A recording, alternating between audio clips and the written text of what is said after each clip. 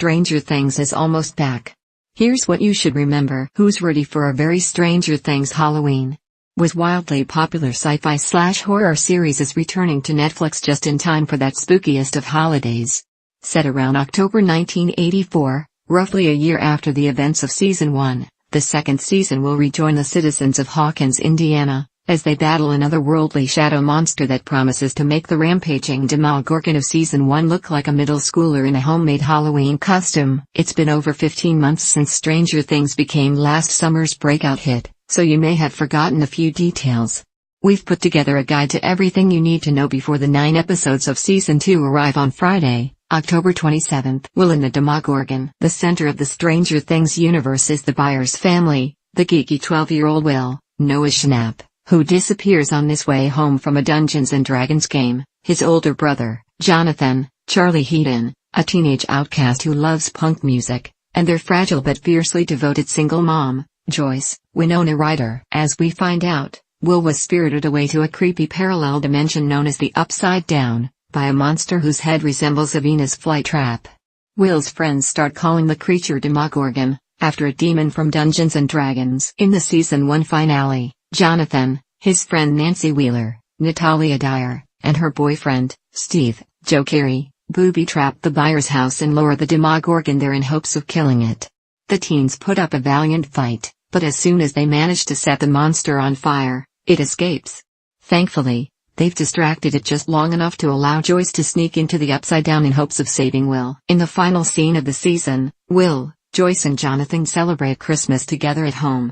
It's a happy ending, until Will starts to feel sick, coughs up a slug-like creature in the bathroom and is transported, for a moment, back to the Upside Down. You can take the kid out of the nightmare realm, but it seems that you can't quite take the nightmare realm out of the kid. The Lab and the Upside Down. Although the show spends plenty of time in the Upside Down, it's still not entirely clear what this parallel reality actually is. We do know that a portal opened between the two realms when scientists at the Hawkins National Laboratory, a secretive government facility, used a telekinetic girl called Simply 11, Millie Bobby Brown, to make contact with the monster. The Upside Down looks the way Hawkins might if its buildings and trees were all decaying, the sun never shined and everything were covered in vines made out of mucus. The air is supposedly toxic.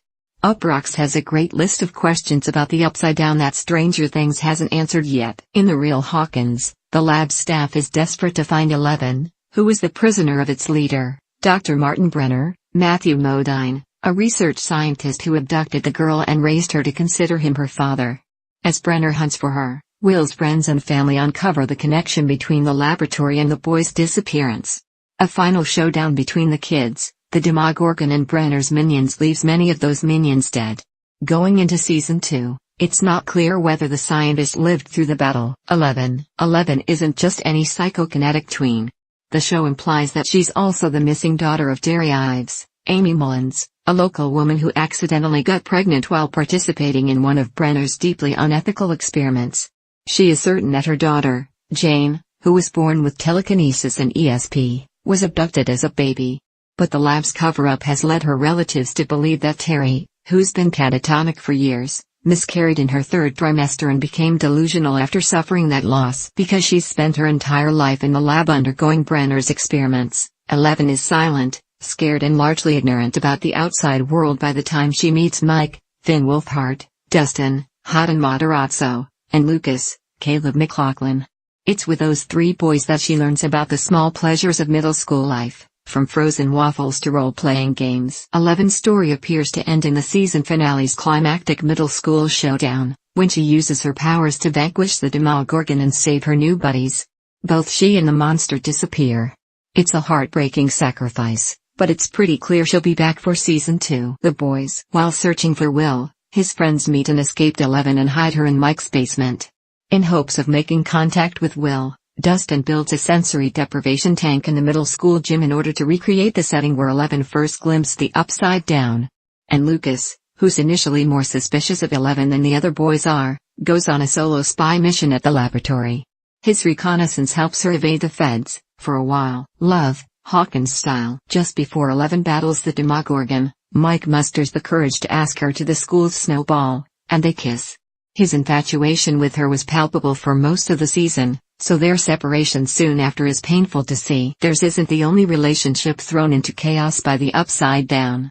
After Nancy's best friend, Barb Holland, Shannon Purser, vanishes in much the same way Will did, Nancy and Jonathan investigate the disappearances together. Steve believes they're hooking up behind his back and paints graffiti all over Hawkins, calling her a slut. But Steve redeems himself when he tells off his nasty friends and joins Nancy and Jonathan in the battling the Demogorgon. Sadly for Jonathan, who's obviously in love with her, Nancy and Steve are back together by the end of the season. Chief Jim Hopper. And then there's the most obvious love interest for Joyce, the local police chief, Jim Hopper, David Harbour. Initially a cynical, private and somewhat debauched presence in Hawkins, he becomes her greatest adult ally in the search for Will, and the two of them wind up trudging through the Upside Down together to find him.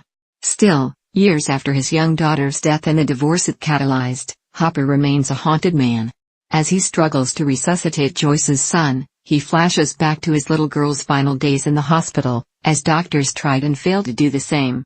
With Will, however, the efforts to revive him are successful, and Hopper and Joyce soon carry the boy to safety. For all his heroism, we're stuck with the uncomfortable fact that he gave up Eleven's location to Brenner, and that his relationship with the feds may not have ended there. In a subsequent, unexplained scene, Hopper reluctantly gets into a car with people who appear to be government agents. Along with Will's momentary descent into the Upside Down and Eleven's whereabouts, this meeting is one of the finale's most captivating cliffhangers. What about Barb? There's one final loose end, and it's #Justice for Barb. Barb was last seen in the Upside Down, looking very still and white and lifeless, with a slug crawling out of her mouth. The show's creators, Ross and Matt Duffer, have confirmed her death. But in an interview, Matt promised that while the internet's favorite character won't return, her story isn't entirely over. "We'll make sure there's some justice for Barb," he said.